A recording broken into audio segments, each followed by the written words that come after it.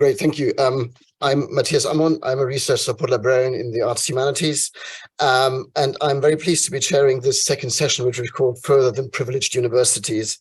As we all know, many conversations around open access are centered on research-intensive institutions in Europe and North America, where there's abundant funding for both reading and publishing, and significant power to influence. And so these institutions and working there and being having these resources, that has potential to favor solutions that disadvantage less privileged researchers. And in this panel discussion, we're going to hear from three speakers that give their come at this from different perspectives about sort of not having access to those resources. And how this is meant to work is that they're all going to give a short presentation about 5 minutes or so. And then really we're going to have a conversation, hopefully, about what institutions like Cambridge can do to help, and how we can address these issues, some of which Gina has already raised in her keynote. So we're going to start with Juliet Vickery, who is Chief Executive of the British Ornithological Trust. And before that, she was Head of International Conservation Science at the RSPB for 11 years. And Juliet has chaired the policy committee of the British Ecological Society for 9 years, so has a lot of experience in sort of translating science into policy. And I guess she's going to be talking about this from the perspective of being involved in research organizations that don't necessarily have access to those resources of an institution like Cambridge. Great. Yeah, thank you very much for inviting me to come along. I don't have slides. I just want to share a perspective, as has been said, for a scientist working in an NGO, a very highly publishing NGO, and to kind of really speak to some of the comments made in the last talk around access to be able to read, but not to contribute. It's not just about the Global South. I think you all know that. So I'm Chief Executive of the British Trust for Ornithology, which is a relatively small conservation NGO based out in Thetford. But I'm speaking here on behalf of two other NGOs, the RSPB, which many of you will know, the Royal Society for Protection of Birds, and BirdLife International. And the reason that I'm so pleased to come along is that those three NGOs are the major NGO publishing partners in the Cambridge Conservation Initiative based in the Attenborough building just down the road. So I'm guessing that some of you won't be so familiar with those NGOs, so I'm going to talk very briefly about them as a background to the challenges, I suppose, we see open access posing for us, both brilliant things, but also challenges. So the BTO that I represent, about 120 staff, it's a partnership between citizen scientists and professional staff who really focus on understanding and monitoring the change in bird populations right across the UK, and to use that as a way to monitor the state of nature. So we're very much in that climate change conservation field, again, recognised as an area that there's quite a lot of publishing outside of academia. So about half of our staff are scientists, and we produce about 60 papers a year in peer-reviewed literature. The RSPB, who I used to work for, a much bigger organisation, about 2,000 staff, about 70 scientists, a much broader remit, but they produce between 100 and 150 peer-reviewed publications every year. BirdLife International is a federation, a partnership of NGOs right across the globe, so it works with in-country partners, again, a big remit, a smaller number of scientists, about 40 papers a year. So quite a lot of work that we're publishing, and obviously for us, our concerns relate to the cost of that publication. So there are many elements of open access that we, of course, absolutely welcome, but we do feel that for us there is a risk that whilst it will increase access to readership, it will raise barriers to access to publication because of the inequalities in funding. So just to explain, you all know, obviously in UK academia, universities typically have a range of access to lots of open access journals through publishing agreements, which are negotiated either directly with publishing companies or indirectly. And that means, I think, kind of the latest count, really, Cambridge University has open access publishing to about 8,000 peer-reviewed journals. And that means that academic researchers can publish in those without incurring the costs of that publication, the article processing charge. So third sector organisations like ours sit outside those agreements, and we feel there's rather little recognition of the challenges that that's likely to face. Most of our work is funded by memberships, by trust funds, by charitable giving, for which you can rarely secure money for £2,000 publishing paper. Doesn't really cut it in the way it does with an academic publishing like grant like NERC. So let me just put into context what it means for our funding. So for the RSPB, who I used to work for, I said they publish between 100 and 150 papers a year, based on the average cost of article processing charge, APC, of around 2,000. That's a budget of about £215,000 to £325,000. Now, for RSPB, for whom that would be borne by membership, that's about between 3,000 and 5,500 membership subscriptions. That's a lot of money. And you might suggest that an RSPB member would rather see that money go, to example, to protecting nature reserves, let's say. For the BTO that I currently lead, with our smaller publication rate, the annual budget to make all of that open access would be between 100 and 130,000. So we contribute from unrestricted funds to core long-term monitoring schemes that report to government statistics. And the cost of that publishing is the same as what we contribute to those schemes every year. So that's would be a really big hit for us. And for us, it would be about 10% of our membership costs to cover our publication. So they're big costs for us. It's not entirely clear to us how we would meet those. It will certainly affect where we publish and how we publish. It's also important, I think, to note that just like academic scientists and NGOs also continue to offer their services for peer review. And that's a cost to us too, in terms of staff time. So we're also contributing to that system and will continue to do so. Obviously, if we collaborate with universities, which we do, we can sometimes waive those fees. And we are looking at ways in which the CCI might help us in that, and we'll perhaps discuss that later. I guess the final thing I would say is that for the Cambridge Conservation Initiative, one of its central tenets is to ensure that the best knowledge and experience around conservation science feeds into policy and practice on the ground. That's exactly what our research is all about. And we're very confident that we very much add to the impact of conservation science within the Cambridge arena. So a plea really from us is for more thought about how broadening and making more accessible the readership of literature needs to be balanced with as someone said earlier on, the access to be able to contribute and publish in that literature. Thank you very much.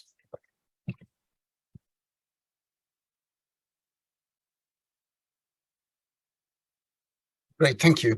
I should have said at the beginning, we're going to have all the three presentations and then have the questions and conversations sort of afterwards.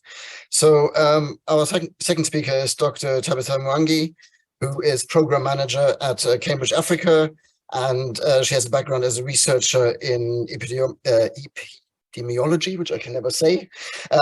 And Tabitha is also actively involved in communicating science for public consumption, and we'll sort of talk about this from the kind of geographical angle of research, African research and research in the Global South. Thank you. I think you need to double click the mouse, is that right? To move the, to move the slides along, yeah. Thank you. So I'll put that title there because this is something that you read a lot, that Africa generates 1% of global research. And there are various permutations. Lately, they say we produce 3% of COVID research. And that goes on and on. And there is a big struggle for, in the African setting, and I'm just being general and I'm just giving my opinion. There's a big struggle for recognition, a big struggle to be seen. And what happens in the African setting, and that happens across the world, is that if you publish in international journals, international in quotes, I'll keep putting that in quotes, or high impact journals, then you have a greater chance of getting funding. And that cycle continues. If you align yourself with the priorities of the funders, you have greater chances of being funded, greater chances of publishing. If you get published in high impact journals, international journals, you're highly likely to be promoted and to receive all the awards and stuff. And the promotions is not just about, internationally, even locally within an African setting, your local university will prioritize those who publish in high impact journals, and they're more likely to proceed higher up in their careers. And so in the end, just a few voices are magnified if we stick to listening, or only listening to those who are published in high impact journals. And you'd say, okay, maybe open access will make a difference. Let's allow open access. And as somebody has just said, we have article processing charges. And these are, in a lot of times they're waived. So if you come from certain countries, those charges are waived. But that doesn't, it means that you are not equal to everybody else. Your charges are being waived. So there's something humiliating about that. In certain journals, they don't waive all the charges. You'll be, say, okay, you're coming from this country, you pay half. And this is a quote from a respected scientist in Kenya, where I come from, and he was telling me, you get asked to review a paper in a journal that you yourself cannot publish in, because fine, they've reduced the charges, but you cannot afford that 50%. If you have to pay £1,000, that's somebody's salary for a month. The university is not going to put that money for you to publish a paper. So again, you're excluded from that space. So no matter how much article processing charges are dropped, very few African academics get to publish in those high impact journals. And so a small group of voices are heard from the continent, and the bulk of the research in Africa is ignored, open access or not. So where is that research being published? And I've singled out African Journals Online because it is the biggest aggregator of journals from the African continent.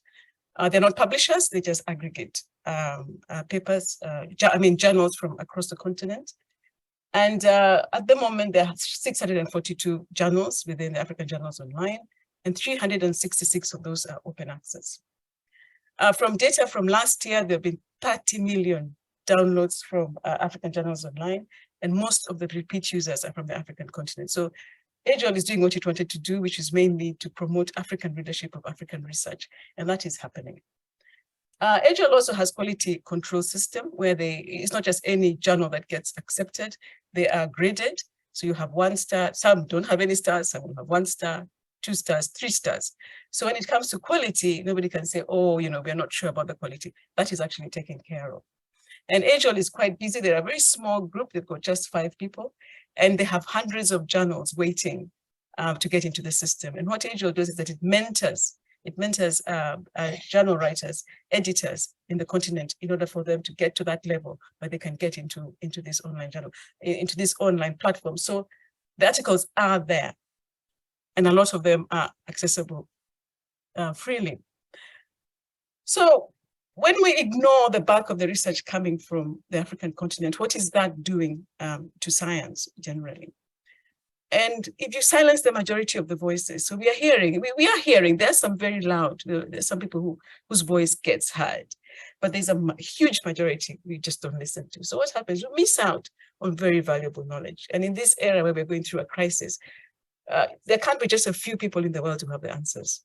Everybody, even the smallest of us, may have an answer to the climate crisis, but we are not listening because the papers where this data is being published are not being read.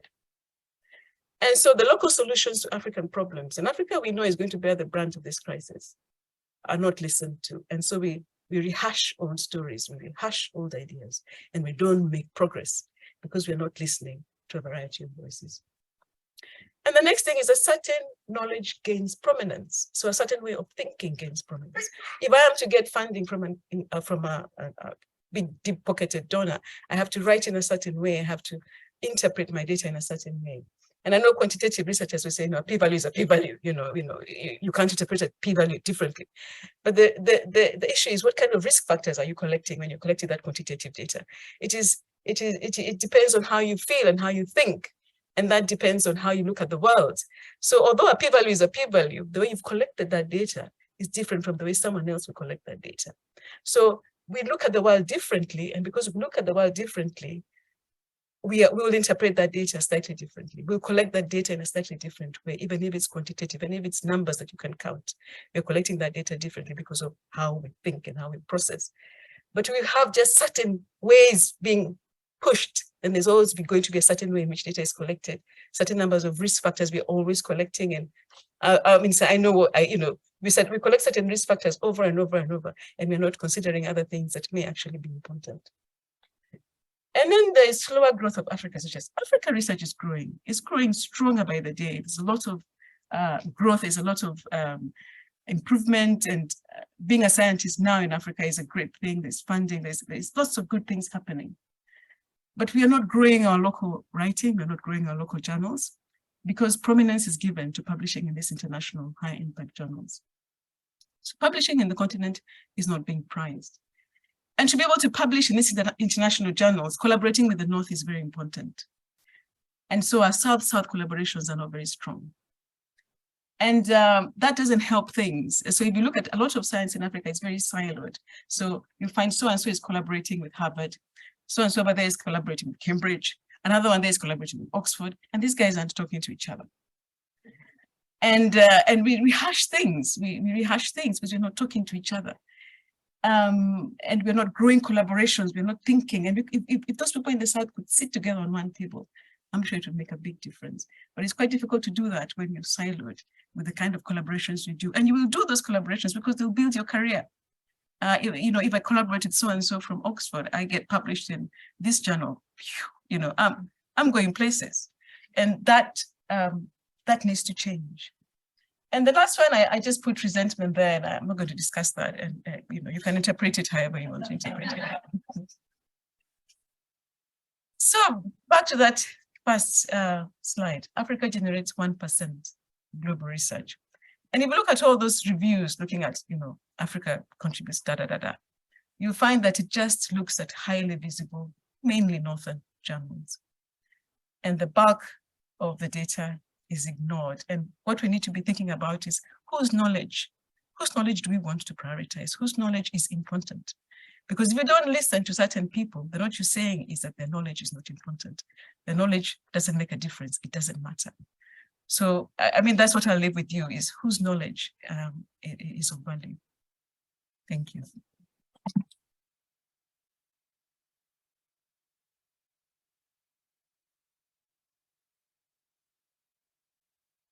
Excellent. Thank you for that thought-provoking talk. Our last speaker is Dr. Stuart Pracy, who's lecturer in medieval history at the University of Exeter, where he started last year after completing his PhD at Manchester in 2020. And Stuart is going to be talking about this topic from the perspective of an early career researcher in the humanities, where there's often sort of precarious jobs, not necessarily with institutional affiliations, and generally less funding available in the humanities. So yeah, very interested to hear this perspective.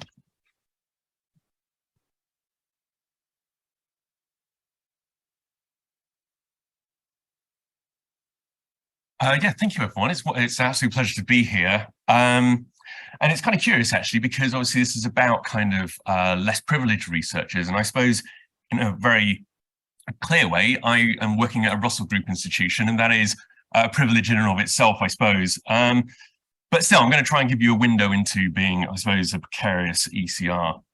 So I'm going to begin with an act of disclosure. I'm not an expert in the ins and outs of academic publishing, nor indeed the specifics of open access.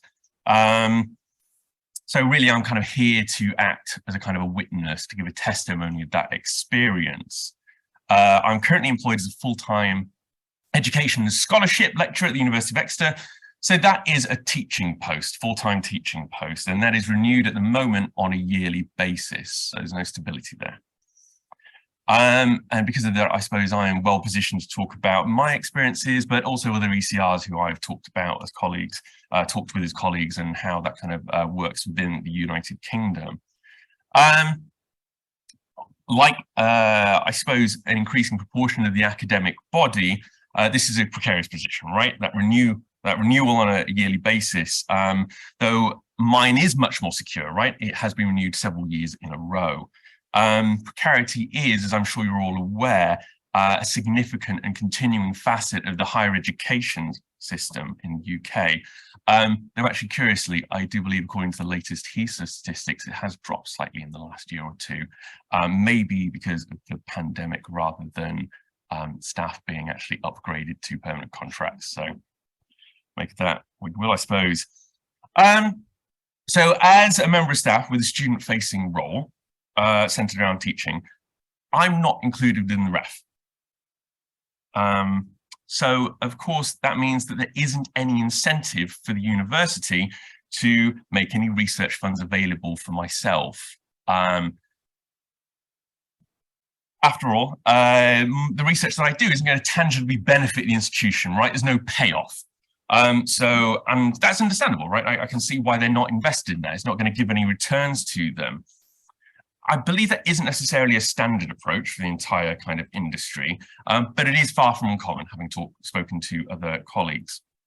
Now, if I was a permanent member of staff, if I was a permanent E&S colleague, or I suppose equivalent of a teaching fellow, that would be much less of a concern, right?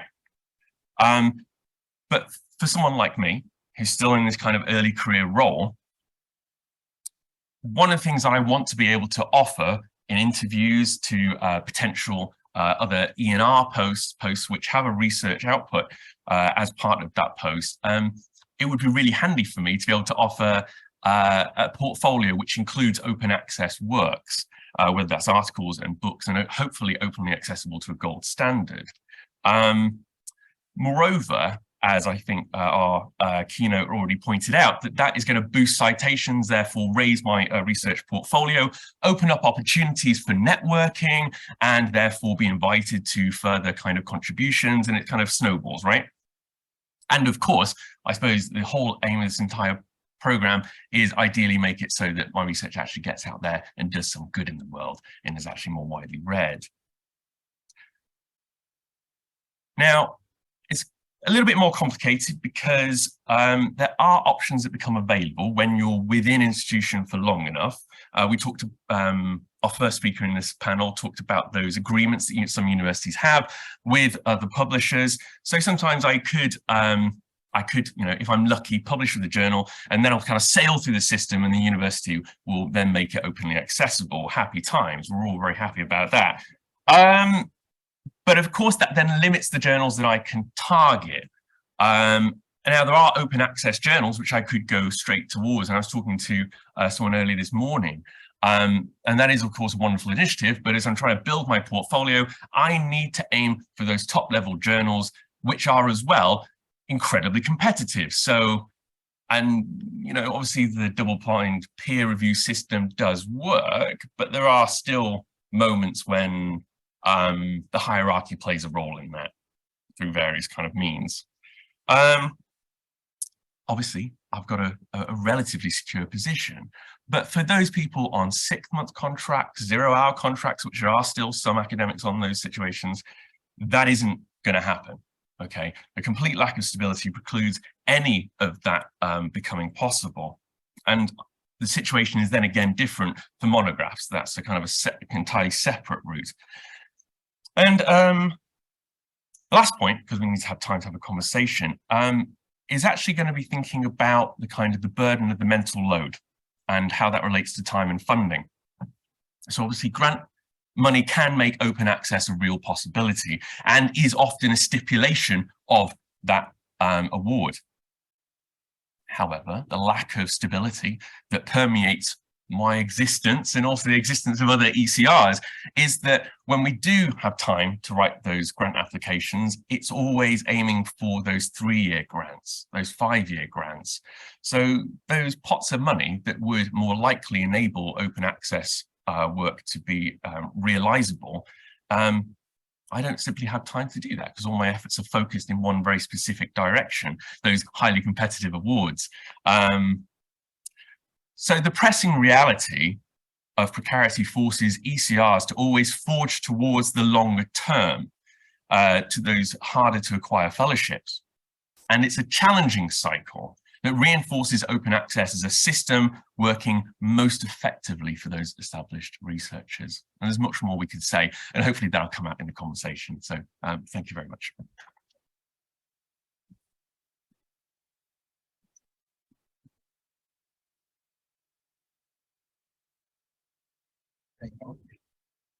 And then one from me. That will work. Yeah, oh, there's that one as well. Yeah, so that's 2.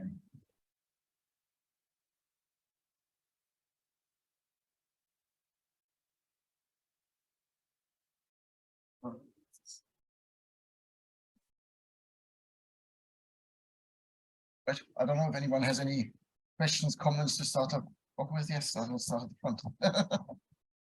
Thank you. That was so interesting. I'm wondering, this is a question for everyone who spoke, the extent to which pre-printing can help to address some of these issues or not. Well, I can start. I mean, obviously a little bit makes that work available and accessible, but many of the people we're trying to influence with our research, so often government departments, really want to see that peer-reviewed, stamp of approval. So it gets us so far, but in terms of spreading it within the community perhaps, but not necessarily to the people we're trying to influence around decisions about the natural world. I don't know whether I can say anything on that. I'm not sure how much it will give visibility to African researchers. I'm not sure. I suppose when you're thinking about, you talk about kind of green access, the kind of, yeah, sure. Just checking. Yeah, I think actually that speaks to one of the problems that was made kind of evident in the keynote, right? Is that dissemination is only successful in relation to the platform on which you can disseminate it, right? So that in itself is a problem if we're thinking about, yeah, kind of linking it through on Twitter or whatever that might be. Yeah, so it's kind of got there's a kind of inherent limit there. Well, I mean, if I can come in there as well as a published humanities researcher myself, the other problem with that is that in the humanities, we often cite page numbers, for instance, rather than just the article. And if you have just the green open access version, which in effect is kind of a preprint, right, floating around, you in effect end up with two versions of records, and the citations become a bit of a problem. So I mean, that's kind of maybe a minor thing, but it is an issue in the way the scholarship is cited in the humanities. So.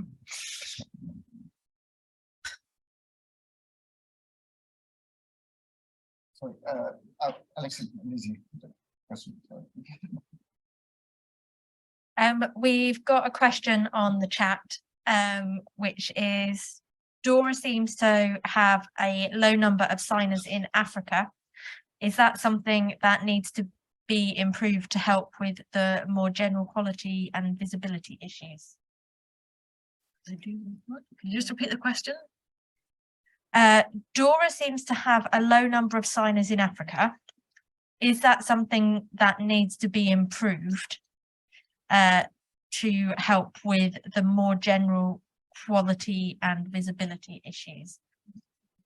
So Dora is the San Francisco, hang on, somebody will know this better, Declaration on Research Assessment.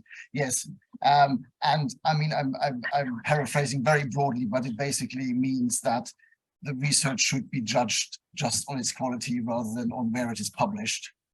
And a lot of universities like Cambridge, for instance, have signed up to that to kind of avoid the reliance on things like impact factors and so on. And I don't know if, yeah, and therefore if sort of more sign up for this in Africa would help with kind of obviating some of these issues. No, I mean, anything that gets away from impact factor and citation indexes is would be important for African scholars, and how and people trusting that the way in which quality is assessed, and trusting that the starring system, for example, whether African Journals Online or any other platform, trusting that judgment and that ranking will make a big difference to it. And if we can stop using citation index, that would be really helpful for a lot of scholars who are not read a lot, but that doesn't, it's really weird that we've agreed as a community that if you read a lot, then your quality is good, which is kind of weird. Yeah. I could just add a perspective which isn't answering that question, but within conservation, there's also a bit of a challenge between impact factor and citation and real world impact. So I think there's been Professor Bill Sutherland in Cambridge published a paper showing actually the actual impact you have in terms of conservation is often inversely proportional or related to the impact factor scientifically. So lots of scientists that I work with, and so do I, would love to publish in Nature and Science, but a harsh reality is what we're doing is that's least likely to have the effect on the ground in terms of the results. So it's not quite answering that question, but it's just another perspective, a bit related to yours.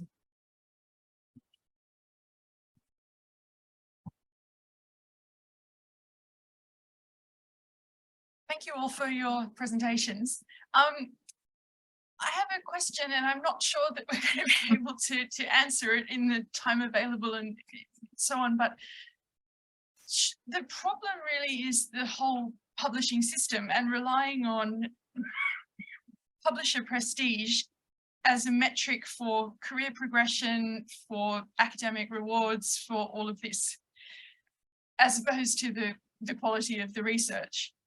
And really, until we get away from that, I think we're going to be having these conversations in terms of problems caused for early career researchers, problems caused for people outside academia, problems caused for researchers in the global south. And it's more of a comment than a question.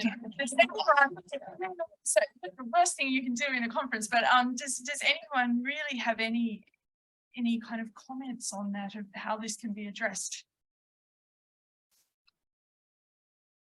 Okay. I mean, I can make a couple of quick questions, which no, we're not going to address that in any any shape or form for a very long time. But within both the RSPB and the BTO that I have more knowledge of, we've certainly tried to look much more now at, I mean, we typically measure our science by publication rates and impact factors over time, and we set targets to say we want to be doing this as an organization. And I think realizing that's not entirely helpful, that we're driven by an output, not the outcome, which is, you know, enhancing bird populations, let's say, might be one. So so we're trying to think about how we might measure a real conservation impact and move away at least from judging our own scientists by their impact factor and publication rate. I think that helps. I think the other thing are things like awards. So I sit on a couple of, I guess, learned societies really, and typically awards are aimed around lifetime achievement and all the things that add to that. And we're looking at awards that might recognise contribution to the wider scientific community or mentoring, or things that would just recognise there's a lot more value beyond just the publishing. So it doesn't shift away from the importance of that, but it tries to just broaden the perspective in terms of how we value our colleagues, and maybe hoping that might help a little bit around how you might judge people's career progression too. And maybe, I mean, this is a silly one, but, you know, I'll just say it. You know, if senior colleagues, and I understand when junior colleagues can't publish in low impact factor journals, but you think of senior colleagues, if you're working in Africa, why shouldn't you publish in an African journal?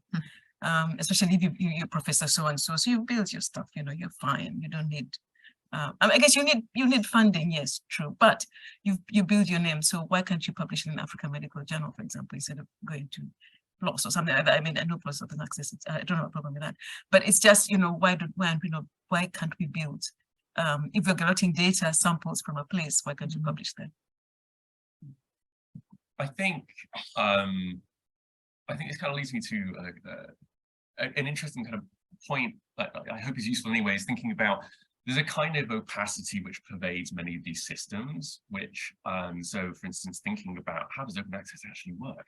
How, you know, when talking to, for instance, like directors of research and something and saying like, oh, I'm an ECR, what are the options available? You know, I'm on this kind of this kind of track. Then they often go, well, I don't know, because you're not really the focus of our research program, so I don't know how it actually would work for you.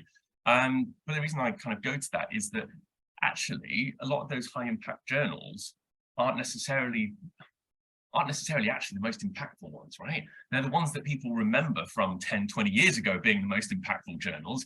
But actually, if you look at the kind of the impact factors, they're way down on some of those kind of, you know, young journals that are sprouted up and are really like exciting and disciplinary, but it doesn't have traction. And that's kind of what you're actually looking for, is when trying to get, you know, a job, at least is kind of the traction that it has with employers, not necessarily to actually the high impact, I suppose. That might be a humanities problem, maybe more than a science problem. No, it's the same. Oh, it's the same. Okay, there you go.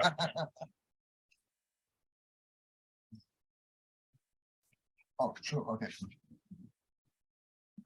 So that makes it even worse, because I have to admit that I'm an interloper here as a publisher.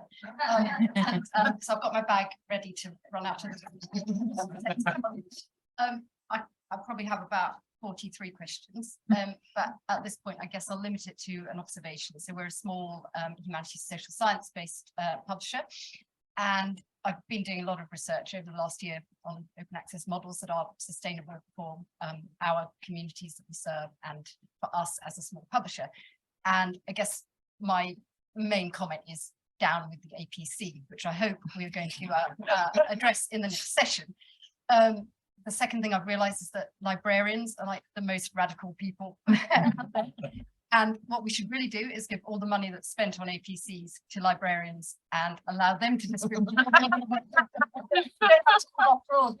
Allow librarians to distribute it equitably among publications and scholars as they see fit. That might be going a bit far, but there are models out there which allow a bit more of that, whether it's consortial funding of open access, or whether it's something like subscribe to open, which I guess we might discuss in the next session. So we shouldn't be stuck on the idea that open access equates to paying high fees. I think that's, you know, we need to get that out of our heads, and almost before that's become the norm, consign it to the past is my view. And then I had a specific question for Tabitha, or a comment just about the African journals. So I can't remember the directory of African journals online that you spoke about, and all the journals that are in there. And obviously you're working on a kind of Cambridge Africa cooperation. I just wondered if there's any scope to partner with publishers in the global north to create some kind of like a mirror journal, or, you know, a double platform, so it's hosted in Africa and also in the global north by a publisher who might have some of that kind of legacy prestige that perhaps we also want to banish, in order to make those journals more appealing to scholars working in Africa. I don't know, that's just like a mad thought, but I just thought that's something that could possibly be practicable with specific journals and specific kind of mentor publishers, if you like, in the more privileged context. So maybe we can have a chat about that at a later date, but yeah, okay, that's enough. No, thank you for that.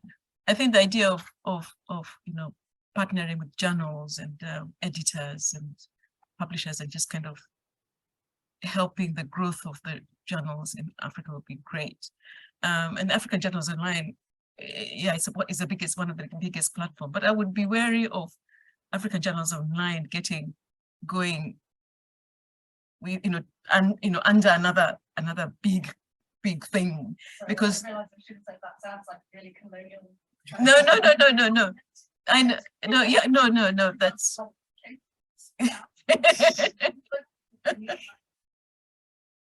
no, that's fine. But I can see where what you're saying, because what you're saying is how can we increase visibility, and that's just an idea of how can we increase visibility for these journals. But that is one thing that I think African journals will be very careful not to do. That you'd want to remain independent and get the scientists looking at African Journals Online, and not necessarily the publishers. We're interested in the sciences, reading the work that comes from Africa and respecting the voice that comes from Africa. And that would only come if you stand independently and say, look at us, we're here. Can you read our work? I think what's next.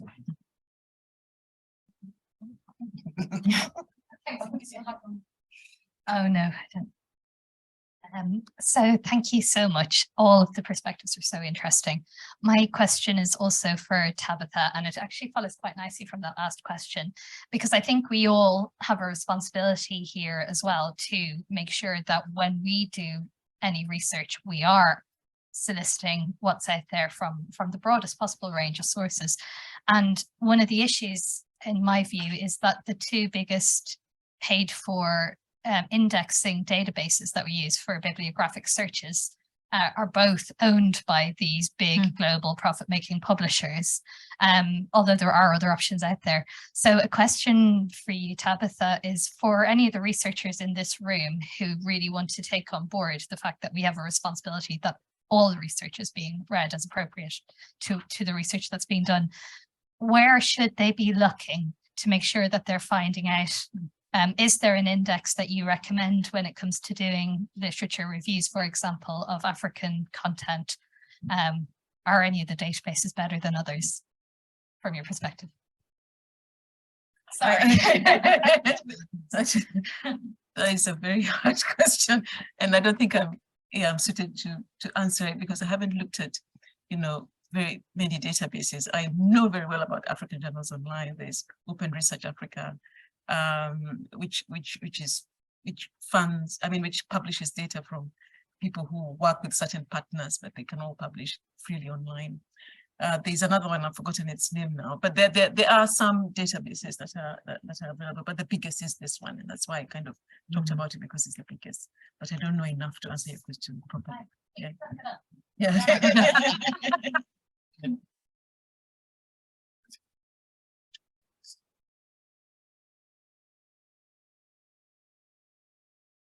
Sorry, it's not a question for Tabitha, but maybe there are ways in which your colleagues can also chip in.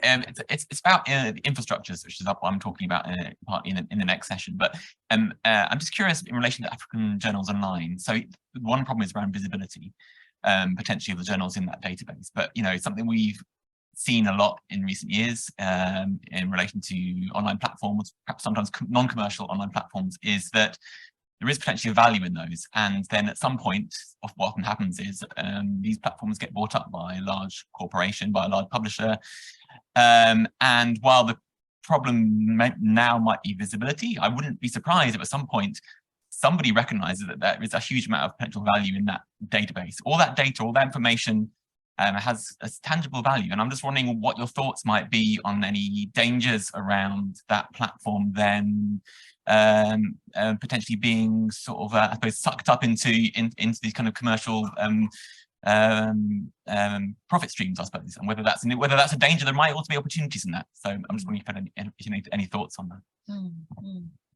Well, that's something I hadn't thought about.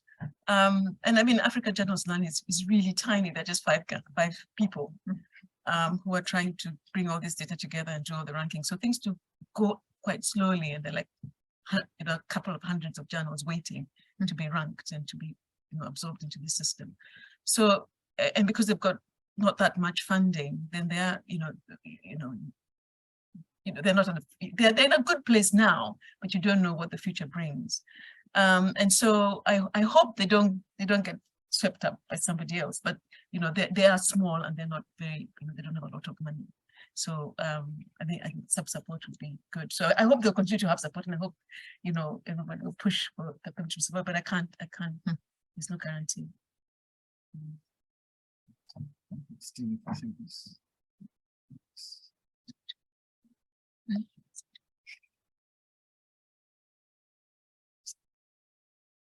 So more a comment than anything else, and anyone that knows me might have expected this. Impact factors are the titles of the comic that you choose to publish in, are absolutely in no way connected with the quality of a piece of research. I mean, time and time again, evidence-based studies have shown that the title of the journal does not reflect on the scientific quality. Impact factors were a tool developed by librarians to assess how they should invest their money. It is not in any way linked to scientific quality. So how do you think we can escape?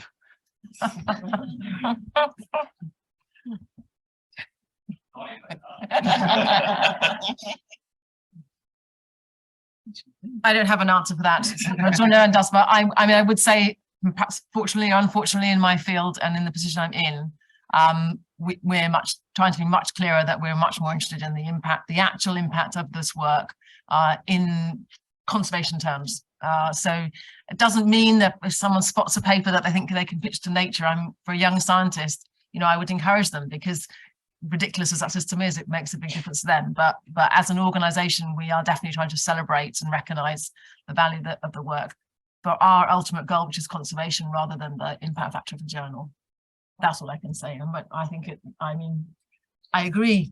It's become a game people play. There was one particular journal that is a very good journal for my kind of field, which is just conservation ecology, and the editor would ask you to go back through the last 2 years of the journal and cite any of the papers relevant to your work, which of course was great for everyone because it increased the journal impact factor for me and for them, but it just made a nonsense of the whole thing as far as I was concerned. But that's the game, and he's playing it arguably quite cleverly. Anyway, there we are. So I'm just going to use my chair's privilege and actually throw this over to Stuart, because in the humanities, I guess we've never really dealt with impact factors. It's kind of meaningless, really. But you were talking about prestigious journals, and there's more intangible prestige attached to certain journals. And I don't know if you think there's a way of getting away from that, because again, I mean, we're saying for job search and so on, you are kind of expected to go for those well-known journals. I mean, honestly, you mentioned it's kind of like a game, right? I suppose it is. It is core, right? The prestige of these journals is based upon them being exclusive. Ergo, they have to be exclusive in order to be prestigious. You can't escape that, right? I don't know if it's a clear answer. I mean, I suppose you do get projects which are funded, and then part of that funding process is to then prove impact built into it. So you can do a case study, but for a kind of a short form article, I don't know. Obviously, that doesn't feel like a very practical solution. I don't know, in short, really. Yeah, I mean, there's always going to be a ranking system. I suppose at least with a kind of a, you know, fair point about the problems of an impact factor system, but I suppose at least it's tangible. We can all see it and look at it. You shake your head. No, it's not tangible. Fair enough. I stand corrected. But yeah, I mean, there's already kind of a ranking system, an impact factor score. It's just an intangible one that comes off it's FM, you know, it's a pervasive but unseen prestige. So I don't know how you deal with these section of these issues. I think Maria was probably next. Sorry.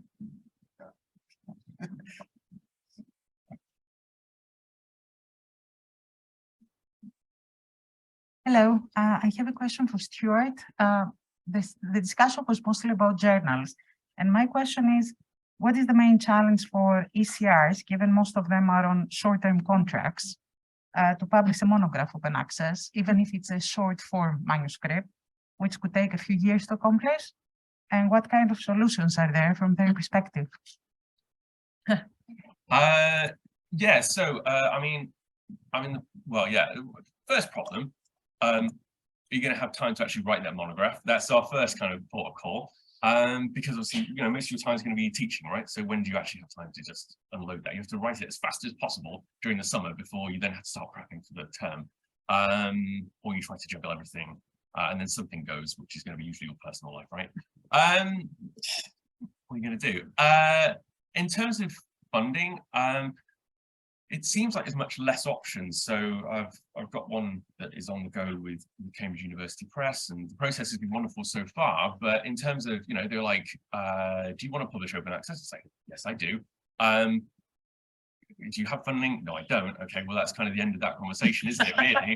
And yeah, like I said, I mean, I suppose there's also a problem with that funding route as well, because then often if you apply for that small funding, which again, that's not where my focus is going, it's going on the longer term security, it's sometimes seen as kind of being funding for a project you've already finished. Funding's always supposed to be moving forward towards the end of the next project, right?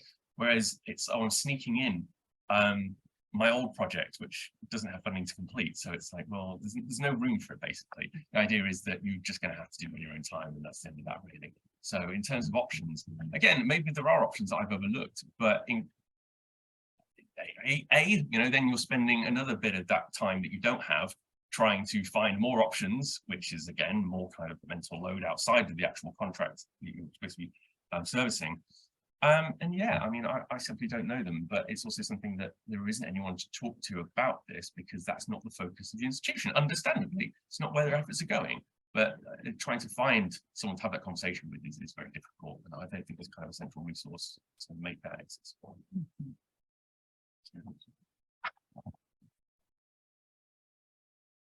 Thank you. I want to remark that to escape the impact factor problem of everybody wants to publish that and so on, the Retraction Watch has been doing excellent work, because it brought attention to the fact that because it's so attractive to publish in high impact factor to get grants, people tend to, you know, loosen their standards, and suddenly you have enormous bullshit published in Science, Nature.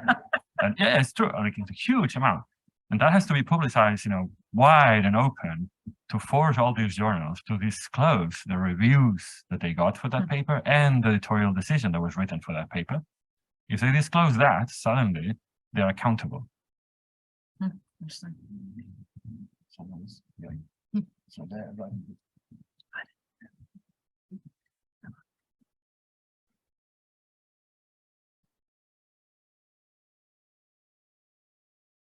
Hi, thanks everybody for this really interesting discussion so far. So I work in structural biology, which is sort of like a notoriously expensive kind of little facet of the biology world. And something that I've come to notice over my short time in this field is that sometimes it feels like the work is getting published in these legacy journals simply because it's expensive rather than because it's particularly important. Guilty of this myself. So something that something that I've sort of noticed with this is that, these are really high-powered labs with a lot of funds, and what often tends to happen with sort of like smaller groups that might not have as much access to some things like article publication fees, etc., is that they're looking to collaborate with these groups that are doing either high impact or high impact research, expensive research, things that kind of reliably makes it into these legacy journals to sort of get their foot in the door. And what I've seen happen at previous institutions that I've worked at, smaller ones, is that there tends to be sort of like a clustering almost towards these techniques. Or I imagine in like the social sciences side, it might just be like a particular topic or a particular like hot concept that's popular at the moment. And it's sort of, it kind of, I feel that it sort of takes away from the, what's the word? The ability for, smaller groups, smaller researchers, up and coming people to sort of pave their own way. And I can imagine that this might affect all three of your situations. For example, like maybe the, this might draw you away from your mandate as an NGO. It might draw you away from collaborating with your, your community, or maybe it just drags you away from, carving out an actually interesting niche for yourself as like an early career researcher. I was just hoping that all three of you could maybe comment on if you've seen this and what we might be able to do to change that.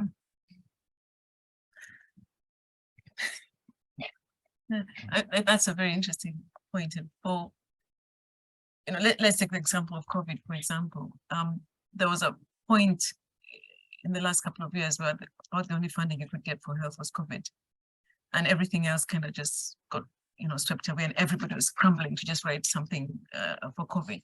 And COVID was not, it was a big deal in Africa, but not as big a deal as it was in the North. So there was a lot of focus there. We went, everybody was sequencing. So right now, when you receive proposal, they sequence, and you're thinking, is there anything else we can do other than sequence? Because we're just sequencing everything. And so because that's where the money is. So I know what you mean. We're kind of like sometimes just wherever the money is, we just follow happily and get the money and do the work and grow our careers. And what about the problems that are really affecting the people on the ground? And they're not able to focus on it. And you find scientists who say, I know this is the problem with this community. I know, but I'm not going to get funding looking at that. So I'd rather do this because that will grow my career. And maybe when I'm here, I can then come and focus on this problem when people will listen to me. So that does create problems. And I completely see what you mean.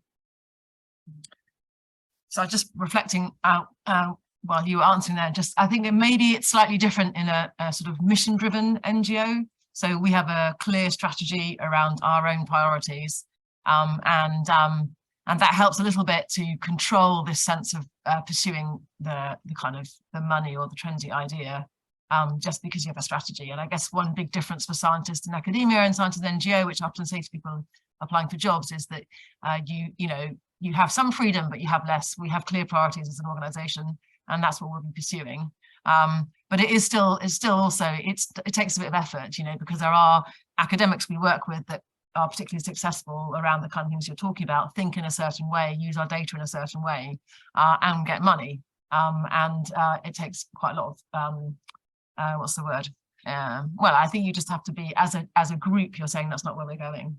So the decision often made for you. So maybe it's a little bit easier or different at least, and yeah, to control that.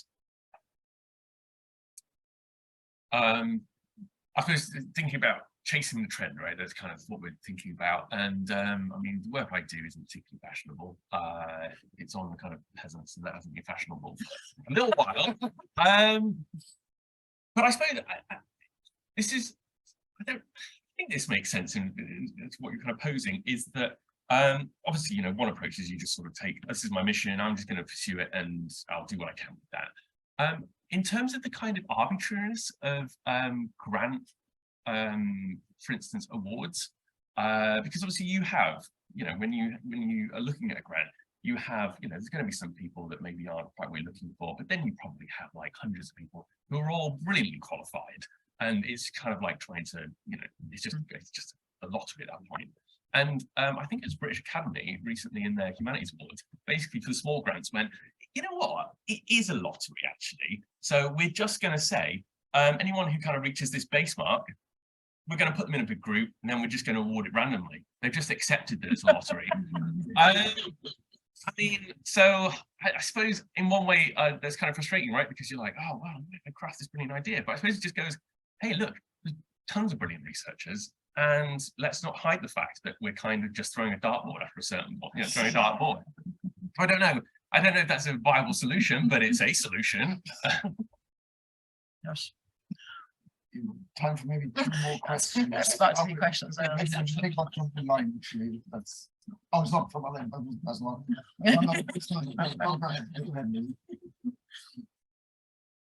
So yeah, this is a question from me rather than a question from the online chat.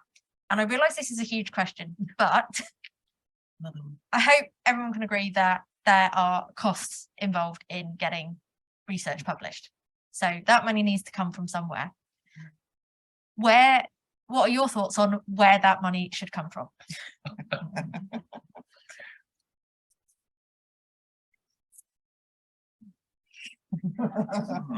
I noticed there's a lot of questions looking just to us 3 for answers. I didn't come adequately prepared, I'm going to admit that now. Well, it's a tricky one, right? Because I suppose those 2 kind of sources, right? Go public or go private, and obviously public is kind of flatten things in a good, positive way, but then of course we end up with linking to censorship and issues like that. And I suppose in terms of you know, private, it's got to be profit driven, it's got to have kind of tangible outcomes. I'm going to stew on that, and I'm going to hand it over to the other people. I mean, one of the obvious ones for us is most of the grants that we access, with the exception of research councils, don't have an automatic, you know, slug for publishing. So if we do, there's something called the Cambridge Conservation Initiative Collaborative Fund, which automatically, I think, has sort of 4K in there, which recognises you can hopefully publish 2 open access journals, and that's on top of the actual work. So, but many of the ones we apply for, so we get a lot of money, not a lot, we get money from Department of Environment, we get money from the statutory nature conservation bodies in England, Scotland, Wales, and Northern Ireland. There are various trust funds. It's a big call on them, but I think some of that recognition that publishing has shifted, and that some of these sources of money should be thinking about that. I guess the other thing for us is to try and convince some of our members the importance of open access and why it's important, and often that's not entirely clear in conservation for us how it's making a bigger difference. So, you know, ultimately we'd have to, I think we recognise we need to contribute ourselves, but at the moment it feels disproportionate. So I think some of the other sources of money that we receive, having automatic add-ons around publishing, I think that would be very helpful. I don't know what to say when it comes to who should bear the burden of publishing. As an African, I always feel like our governments don't do enough in terms of research, funding research, and being interested in what's coming out. I mean, during COVID, you know, there was, you know, I have to credit our leaders that a lot of them did listen to the scientists, and like many, there was actually a big listening to the what the scientists were saying, and there's an interest in what the scientists are doing, but there isn't money. So you know, more government investment in research would probably lead to more government investment in publishing, and publishing in the African journals is cheaper than publishing in international journals. So that would not be a big burden to a government. If you're giving me $1 million, give me an extra $100 to publish even commercially in Africa would be enough. So I guess that's the way to go. And a lot of African societies are talking to governments and saying, please, we need to start investing in research. And if you invest in research, then you'll also be asking, why are you not looking at this? And you will have a say in the kind of research that gets done, which we really need to be moving in that direction. So that's one thing I'd say is our governments need to start investing in research and in that way publishing too. Just add one thing in case people think we just sit back and do it for everyone else to pay. We do have, at the RSPB, we had a fund of 10K for open access. It's relatively similar at the BTO. So that's a bit of our own unrestricted core funding. The problem is it's set aside each financial year and it's essentially done on first come, first serve because it's the only way we can really do it. So it is kind of a bit random. It's just whoever publishes first in the year. And I mean, there's a little bit of thought about it, but broadly speaking, that feels like the fairest way of doing it, really. So I just want to make it clear that we recognise we have to pay some, and we're not just expecting everyone else to pay for us. Surely we can use the hundreds of millions that are spent on using its publishing company. Now, their own platform for really disseminating scientific information rather than boosting the profits of stakeholders needs. Yeah, I would. Any of us will disagree with that. We just need someone to be able to get the time and the space and initiative to do it, I guess. All right, well, thank you. That was such a broad question at the end. I've run out of time. I don't want to cut people's coffee time and so on. But thank you all for your presentations. And I'm glad this has sparked such a sort of a lot of conversations. I'm sure we'll come back to some of the topics and the themes for the rest of the day. So thank you very much. Thank you very much.